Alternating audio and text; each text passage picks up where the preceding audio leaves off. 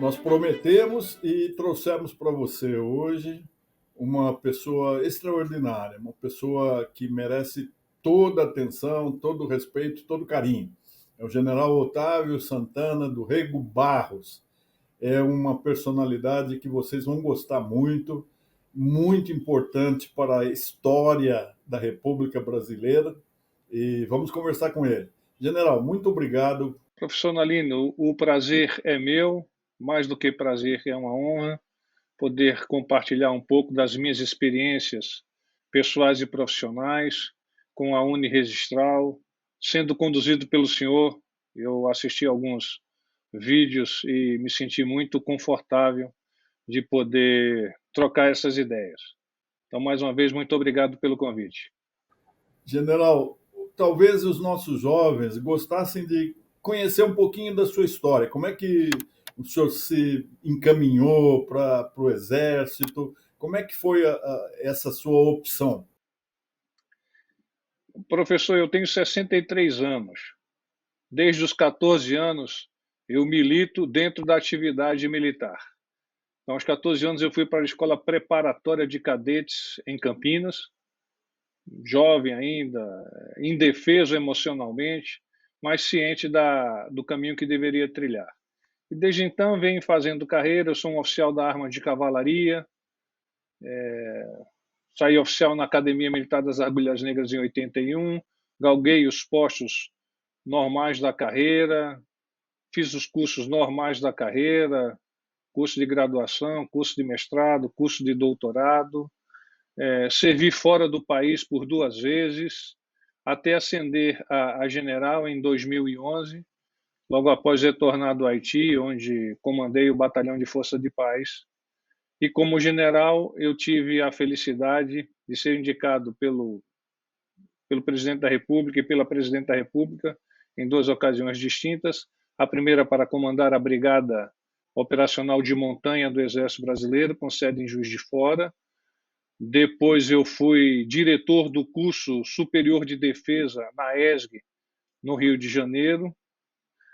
E depois vim para o Centro de Comunicação Social do Exército, na primeira gestão do general Enzo Martins Pérez, e depois com o general Vilas Boas. Então passei 5 anos nessa função. Posteriormente fui convidado e aceitei ser porta-voz da República por cerca de 1 ano. Desde então estou na reserva. Recentemente fui chamado pelo comandante do Exército para exercer a função de coordenador de estudos estratégicos do Centro de Estudo Estratégico do Exército. E aqui me encontro para aprofundar um pouco mais, conforme o senhor deseja, os seus ouvintes possam estabelecer as suas dúvidas. General, é uma carreira muito bonita, o senhor participou de muita coisa importante. Eu acho que são raros os generais que podem ostentar esse currículo, né, de tanta atividade dentro e fora do país. Então, seria interessante que o senhor pudesse detalhar para. São jovens aqueles que nos ouvem, são pessoas que estão trabalhando nas delegações extrajudiciais do registro de imóveis, e eles são bons naquilo que eles fazem, mas é muito importante que eles tenham uma visão amplificada, uma visão holística do que significa ser brasileiro, do papel do Brasil na comunidade internacional, né? Então eu gostaria que o senhor falasse um pouco como é que foi essa experiência de ser responsável junto à ONU pela segurança da clássica, já hoje célebre conferência Rio+20, em 1992. Quantos chefes de Estado vieram e foi uma magnífica demonstração de que o Brasil sabe receber, sabe se organizar. Conta um pouquinho para a gente como é que foi. Bem, essa é uma das missões das quais eu mais me orgulho, dentre tantas que o Exército me atribuiu. Na ocasião, eu era o comandante da Brigada de Montanha, como já citei, e foi determinado, ou foi solicitado pela ONU, que fosse designado um oficial que estabelecesse o contato direto, eles chamam de Senior Officer, direto com a ONU para tratar dos temas de segurança. A ONU é muito ciosa dessa questão e o Rio Centro local onde foi desenvolvido a Rio+20, exigia efetivamente uma quantidade muito grande de meios de segurança e recursos humanos de segurança. Então, designado para tal, eu me desloquei de Juiz de Fora, que era a minha sede, e ficamos no Rio de Janeiro por quase 60 dias, embora a conferência tenha ocorrido em não mais do que 10 dias. Recebemos vários chefes de Estado. O Brasil, de fato, demonstrou mais uma vez a sua capacidade de receber, de acolher delegações estrangeiras de todos os níveis e poder fazê-las confortáveis dentro do nosso país, da nossa cidade do Rio de Janeiro em especial. A atividade de segurança das instalações do Rio Centro demandou uma atividade de inteligência em paralelo com atividades de policiamento ostensivo, e nós tínhamos, na ocasião, cerca de 2.500 homens, uma atividade cooperada também com a Polícia Federal, com a Polícia Rodoviária Federal, com a Polícia Militar do Estado do Rio de Janeiro, com o Itamaraty, que exerceu a sua proficiente capacidade diplomática. Então, eu, do meu ponto de vista militar, eu aprendi muito com os diplomatas do nosso Ministério das Relações Exteriores. E eu tenho convicção também que pude, a partir desse convívio, compartilhar e dar-lhes segurança na atividade. Então, a presidente Dilma, na ocasião, lá esteve, a ministra Gleisi Hoffmann e muitos outros chefes de Estado. General Otávio, a diplomacia, assim como as Forças Armadas, tem uma experiência muito exitosa na formação dos seus quadros, né? Conta um pouco para nós como é que o Exército considera a educação e o que está disponível para aqueles que quiserem ingressar na carreira, porque são cursos de uma dimensão muito consistente, são cursos sérios, né? Então, e muita gente pode não saber da qualidade dos cursos que as Forças Armadas destinam aos seus integrantes.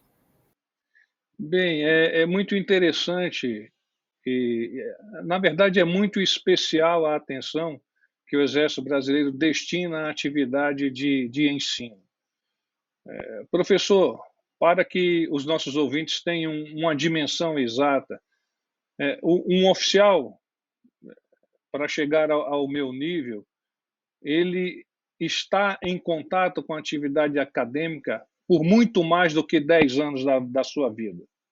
No meu caso específico, farei um sobrevoo muito rápido. Os 3 anos do ensino médio, que na época era científico ainda, professor. Esses jovens aí, eu acho que nem sabem bem o que significa o científico, mas enfim, era o ensino médio.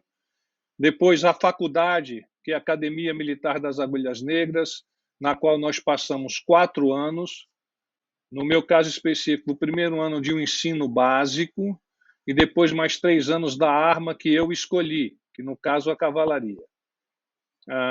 Mais ou menos no meio da carreira, no posto de capitão, nós somos chamados a cursar a Escola de Aperfeiçoamento de Oficiais.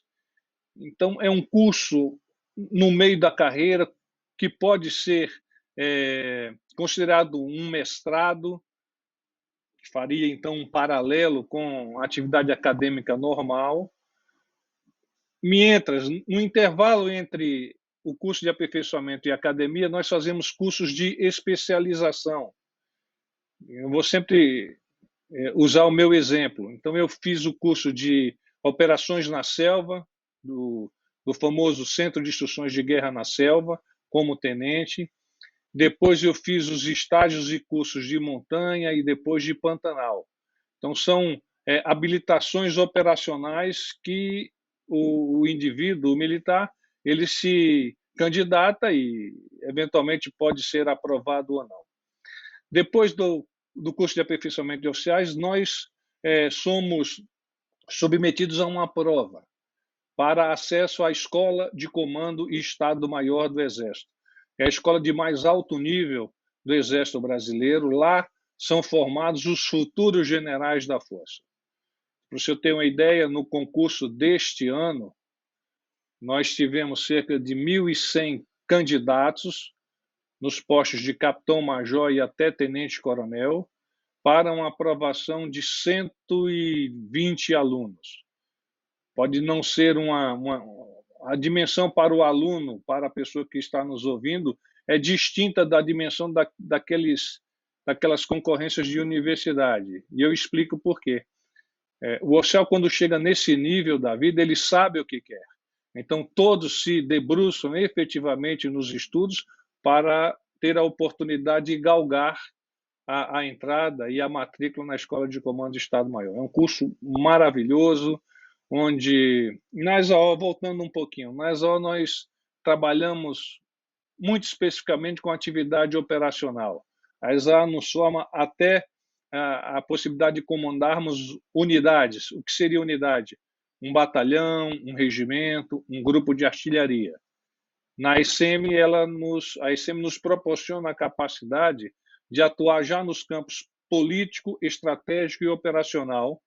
Então, nós saímos de lá como assessores das autoridades de mais alto nível da Força, capacitados a efetivamente comandar as unidades, capacitados a comandarmos brigadas, divisões e chegarmos até o último posto da carreira, que no caso é o general de exército.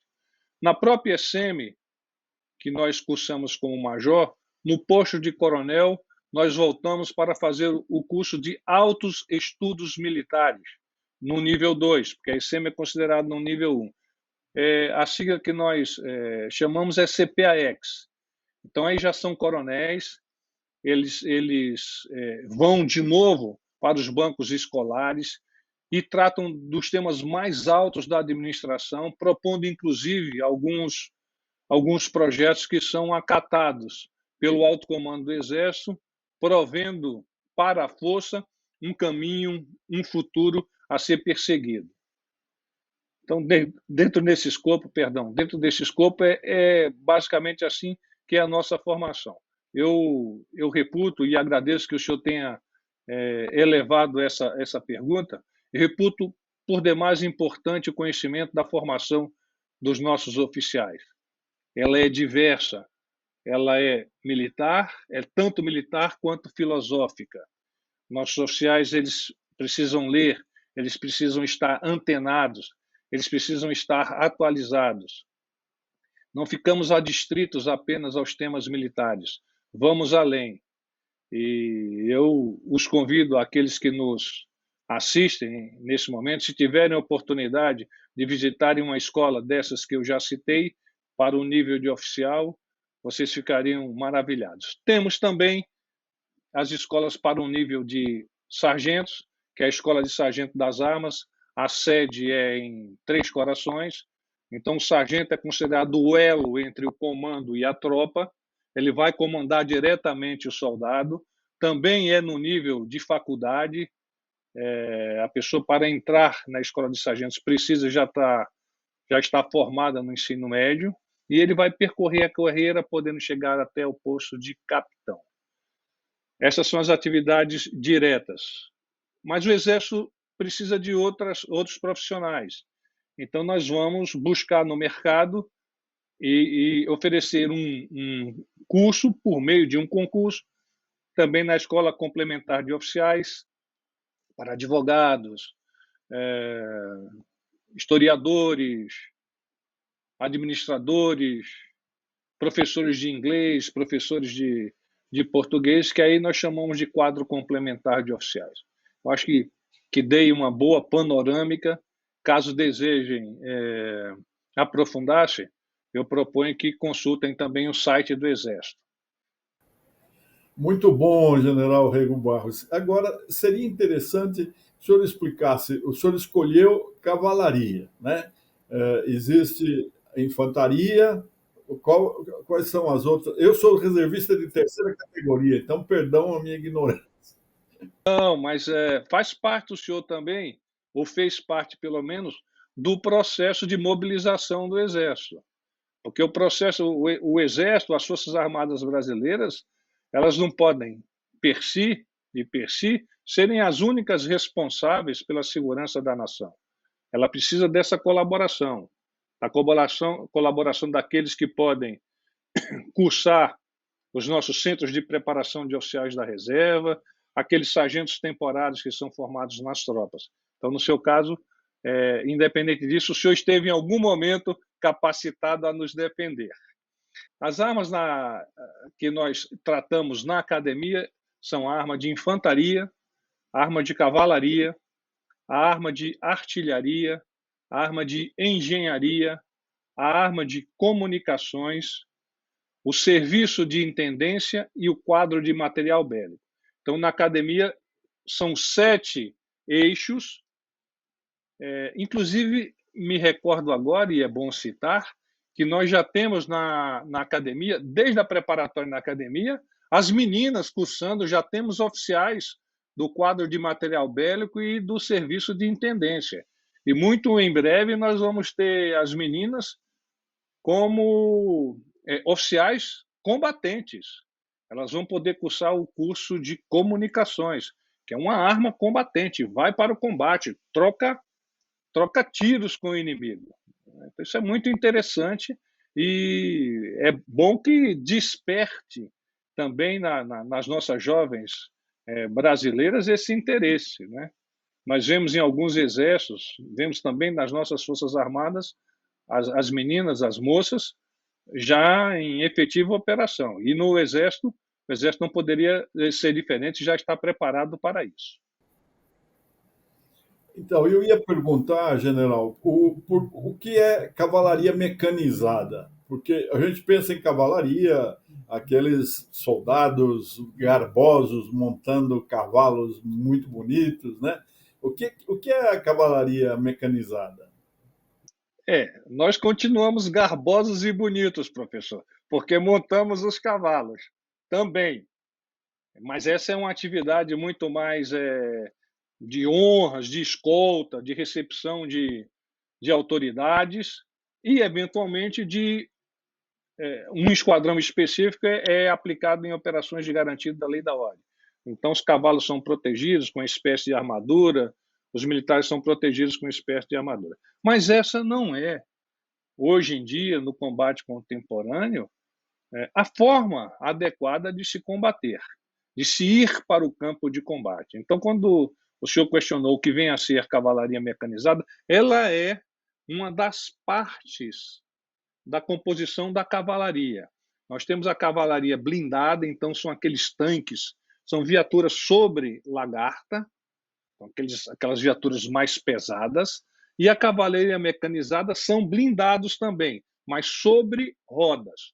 Agora, a imprensa destacou que, em face da questão de Guiana e Esequibo, o Exército deslocou para Roraima viaturas chamadas Guarani e Guaicurus, que vão fortalecer as nossas forças naquela região em pretenso conflito. Essas viaturas elas estão saindo do Mato Grosso do Sul, do Paraná, do sul do país, e vão compor uma nova unidade que o Exército, antecipando-se ao seu planejamento, já estabeleceu em Boa Vista, que é o 18º Regimento de Cavalaria Mecanizada. Então, cavalaria mecanizada é uma cavalaria blindada sobre rodas, mais rápida. Cavalaria blindada são carros blindados sobre lagarta, portanto, e mais pesados, portanto, menos rápidos, mas mais potentes na ação de choque e no poder de fogo. A missão da cavalaria a mecanizada especificamente, é antecipar as informações ao comandante que se encontra atrás, mandando pelos eixos que estão à frente ou nos flancos, tropas rápidas que possam rapidamente informar se encontrou algum inimigo, qual é o dispositivo desse inimigo, etc. Hoje em dia, associado a essa atividade, nós já temos os drones, né? Os drones são uma coisa que veio para ficar no campo de combate, inclusive como capacidade de destruição também. Então, nós estamos vendo na guerra da Ucrânia e da Rússia o emprego efetivo de drones. Logo no início, alguns dos nossos ouvintes podem ter visto na internet uma coluna de blindados russa ser destruída numa emboscada por drones. Eles ainda não estavam muito antenados, é um termo que essa garotada usa, muito antenados com as atividades de drone, embora as conhecessem. Então, junto com o drone tem a guerra cibernética, uma série de outras atividades, os próprios helicópteros, que são armas efetivas e letais contra os tanques. Então, o conjunto do poder de combate estabelecido no teatro de operações precisa e tem que ser composto por várias atividades. A cavalaria é não apenas uma. Como eu sou de cavalaria, a melhor dessas atividades. Mas sem desmerecer a infantaria, a artilharia e outras armas. General, o senhor foi também assessor do ministro-chefe da Secretaria de Assuntos Estratégicos e assessor de cooperação militar brasileira no Paraguai. Como é que foi isso? Bom, no Paraguai, eu estava no posto de major, tinha concluído a SM e havia escolhido servir na Brigada de Infantaria em Recife, que é minha terra natal. Então o Exército me selecionou para que eu pudesse assessorar o comando das forças terrestres do Exército Paraguaio. Lá na Embaixada de Assunção, nós atuávamos como diplomatas na vertente da diplomacia militar e trocávamos ideias com aqueles chefes militares. Até hoje nós temos essa missão lá no Paraguai, ela é longeva, ela é cinquentenária, ela é desde a década de 1940, se eu não estiver equivocado. Então nós acompanhamos a evolução do Exército do Paraguai por muito tempo e a amizade que nos une é uma amizade inquebrantável. Não há como cisalhar.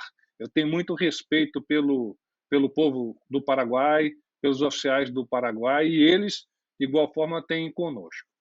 No caso da Secretaria de Assuntos Estratégicos, aí já é um outro nível. Eu havia voltado do comando das tropas no Haiti e estava prestes a ser apreciado para o posto de general. Então, o comandante do Exército, na ocasião, me designou para ser assessor direto do ministro-chefe da Secretaria de Assuntos Estratégicos. Então, eu tive a felicidade de atuar como assessor a dois ministros, o embaixador Samuel Pinheiro Guimarães e o governador Moreira Franco, depois, naturalmente, ministro Moreira Franco. O que faz a Secretaria de Assuntos Estratégicos? No passado, e por um tempo ela não foi utilizada, mas provavelmente venha a ser de novo, porque nós precisamos pensar o futuro do país. Na Secretaria de Assuntos Estratégicos, vários campos eram trabalhados com planejamentos de curto, médio e longo prazo. Especificamente a assessoria militar cooperava nos planejamentos dos temas de nuclear, com a Marinha sendo vamos dizer assim, o condottieri. Na guerra cibernética, o Exército era esse condottieri, e na atividade aeroespacial era a Força Aérea. Então, nós já estávamos, naquela ocasião, muito alinhados com a Estratégia Nacional de Defesa, que foi iniciada, que foi a primeira que foi promulgada, foi firmada por várias autoridades, mas o principal elaborador, os principais elaboradores foram os ministros Nelson Jobim e Mangabeira Unger. General, deve ter sido uma experiência extraordinária integrar a missão de estabilização das Nações Unidas, da ONU, no Haiti, na função de comandante do 1º Batalhão de Infantaria de Força de Paz. Como é que foi isso? E queria que o senhor explicasse por que o senhor comandou, sendo da cavalaria, comandou o primeiro batalhão de infantaria. Pode haver esse intercâmbio entre as armas? Pode haver. Foi uma situação inusitada. Inicialmente, eu havia sido designado para ser subcomandante do batalhão. Aliás, o nosso batalhão tem uma história que ela por si só já valeria uma outra entrevista. O nosso batalhão ele foi submetido ao terremoto de 2010, parte dele. Nós fomos em substituição ao batalhão que lá se encontrava. O Haiti colapsou, terremoto devastador. Eu cheguei lá cerca de 4 dias depois, 3 dias, 4 dias depois. Eu vi corpos ainda na rua, corpos presos nos escombros, e a atividade do batalhão deixou de ser uma atividade de buscar a estabilização do Haiti para promover o handover, a transposição de responsabilidade para a polícia do Haiti, para os políticos do Haiti, para uma atividade humanitária. E foi basicamente a atividade do meu batalhão. Eu cheguei subcomandante, o coronel que era comandante imediatamente foi promovido a general. Então ele voltou ao Brasil. O senhor vê que o Exército escolhia oficiais que estavam no topo da carreira e com capacidades e pretensões naturais de evoluir. Então eu assumi o comando, por lá fiquei 7 meses, foi um período um pouco maior, em vista naturalmente de tudo que aconteceu. Na ocasião, o Brasil mandou o 2º Batalhão de Infantaria, Batalhão de Força de Paz. Então nós operamos com 2 batalhões. Há que se ressaltar que o general responsável por todas as tropas da MINUSTAH, a pronúncia é diferente conforme francês ou inglês, era um oficial brasileiro. Era o general Floriano Peixoto, talvez até o senhor conheça, porque é paulista e comandou a brigada de aeromóvel, de Caçapava, se eu não estou equivocado. Então esse general comandava tropas de vários países. Depois do terremoto, a ONU solicitou e muitos países se fizeram presentes. A base brasileira praticamente foi a única base que conseguiu manter-se em pé diante daquele terremoto de 7,3 na escala Richter, e quase na flor da terra. Então foi realmente devastador.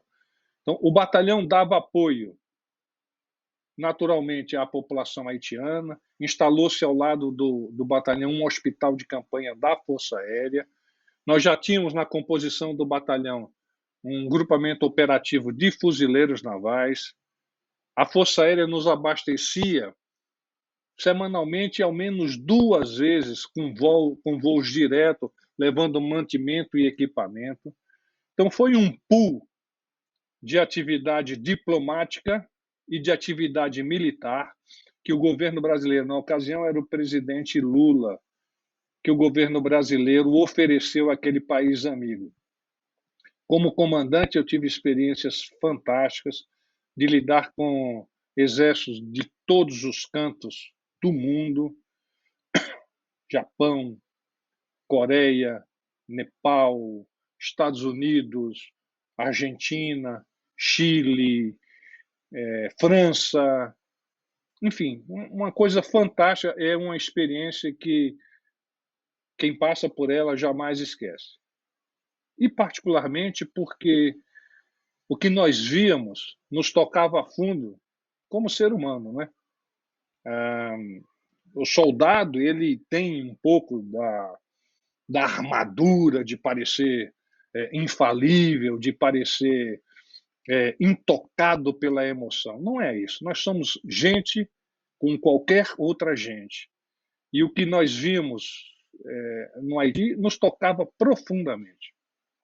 Distribuíamos comida, íamos aos orfanatos, apoiávamos nas operações de assiso, cívico-social, construímos escolas, apoiamos ONGs brasileiras que lá se encontravam, o Viva Rio, por exemplo, lá se encontrava, fazia uma atividade muito bacana com futebol, com capoeira, etc. Eu diria, professor Aline, que foi, como oficial até coronel, foi o maior dos desafios e também o mais gratificante.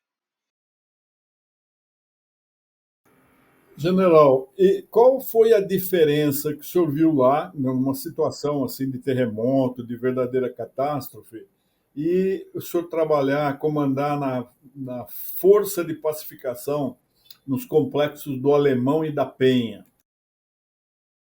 Professor, o senhor se preparou, hein? Essa é uma questão extremamente interessante.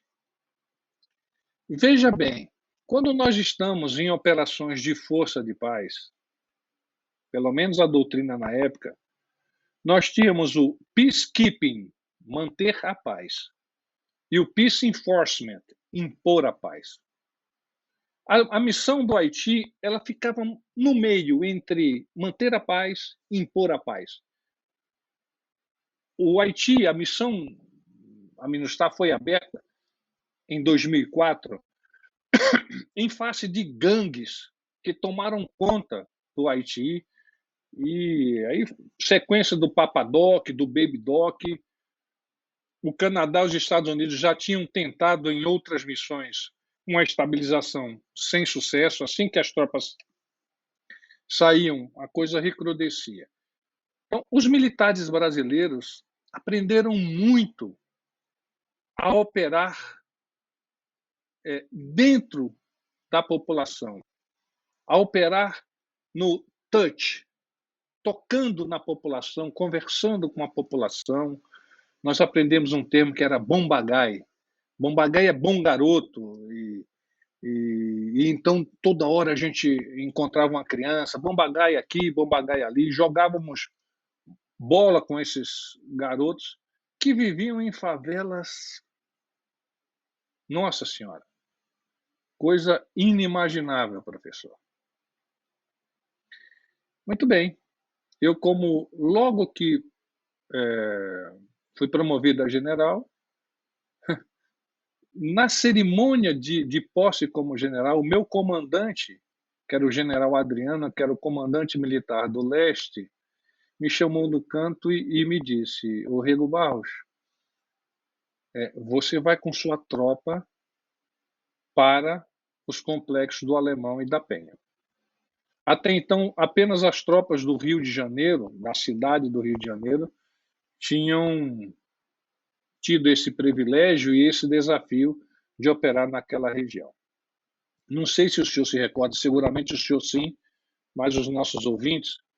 Em 2010, nós tivemos uma série de eventos criminais na cidade do Rio de Janeiro, com queima de ônibus, interrupção da Avenida Brasil, com aqueles tribunais do crime organizado, com morte de jornalistas.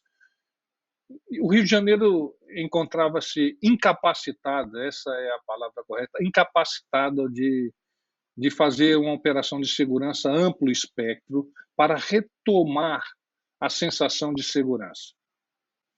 E com isso, então, construiu-se, o ministro Jobim construiu junto com o governo do Estado e com o governo federal uma estrutura jurídica que permitia que um oficial general do Exército, designado pelo presidente da República, pudesse comandar, não apenas coordenar, mas comandar também tropas da segurança pública do Estado, receber a cooperação da Polícia Civil do Estado e, eventualmente, em algumas operações específicas, das Polícias Federal, Rodoviária Federal, etc. Foi um case de sucesso, professor. Essa conjunção de todos os preocupados, de fato, com o bem-estar da sociedade, foi sucesso. Foi sucesso. Nós saímos de lá, depois eu volto um pouquinho para fazer um paralelo. Nós saímos de lá confiantes que havíamos resolvido o problema. Ocorre que logo saímos por uma série de injunções que eu vou abdicar de comentar, outros elementos responsáveis por esse processo maior, porque não adianta você ter 24 horas, 7 dias da semana, 2.000, 2.500 homens num complexo de favelas. Ótimo, mas o país, a estrutura do país não tem capacidade para isso. Quantas favelas nós temos em São Paulo? Não sei, centenas. Então, o senhor imagine que pegue uma dessas grandes favelas de São Paulo e seja determinada uma operação dessa. Quantos militares, quantos soldados das Forças Armadas deveriam ser destinados a isso? Então, não funciona assim. Então, se estabelece uma operação, se alcança a estabilidade e se devolve essa área pacificada para os órgãos que são naturalmente responsáveis constitucionalmente por essa atividade. Aí está o paralelismo com o Haiti. O nome da missão do Haiti é Missão de Estabilização do Haiti. A Força de Pacificação tinha, ao fim e ao cabo, a responsabilidade de estabilizar a área, no caso, os complexos do Alemão e da Penha, para, posteriormente, devolver a responsabilidade, de fato, àqueles que deveriam vestir a casaca. Quando eu cheguei nos complexos do Alemão e da Penha, eu substituí o general Leme, que era comandante da Brigada de Infantaria do Rio de Janeiro. O ambiente estava estabilizado, eventualmente um escaramuça ali aqui, um escaramuça ali, mas estava estabilizado. A minha tropa envolveu-se em algumas escaramuças. Eu, pessoalmente, tive o meu segurança atingido por um tiro muito próximo de mim, mas foram eventos pontuais. O ambiente estava saudável do ponto de vista de segurança. Eu me recordo que nós passamos o Natal e o Ano Novo lá. E eu fiz uma pesquisa, sem muita capacidade técnica, apenas uma pesquisa. Eu colocava os meus sargentos desarmados na saída do teleférico, que, aliás, coisa fantástica, deixou de funcionar.